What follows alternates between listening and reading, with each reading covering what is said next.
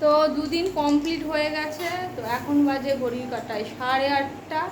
তো আমার দিদি এদিকে প্যাকিং করছে, কারণ কালকে সকালে একেবারে লাগেজ নিয়ে বেরিয়ে পড়তে হবে। নদীপথে ঘুরিয়ে লাঞ্চ করিয়ে ওরা আমাদেরকে ক্যানিংয়ে ড্রপ করে দেবে।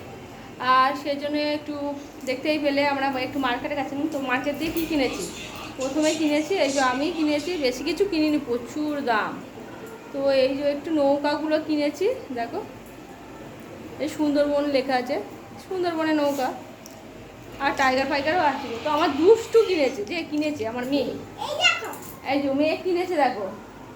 যদিও একটাও আমি কিনে দিইনি। কোনটা কে কিনে দিয়েছে? টাইগারটা কে কিনে দিয়েছে বলো তুমি?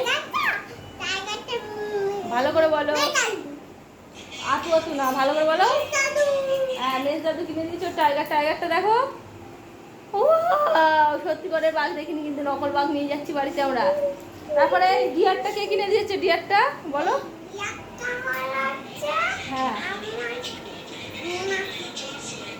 মাসিমুনি নাটক করছে, সবই মনে আছে, 3টে জিনিস ওর মনে নেই। এই যে ডিয়ারটা কিনে দিয়েছে ওর মাসিমুনি।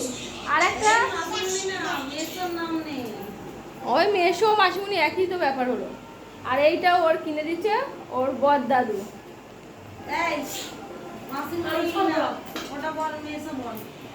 তো হয়ে গেল।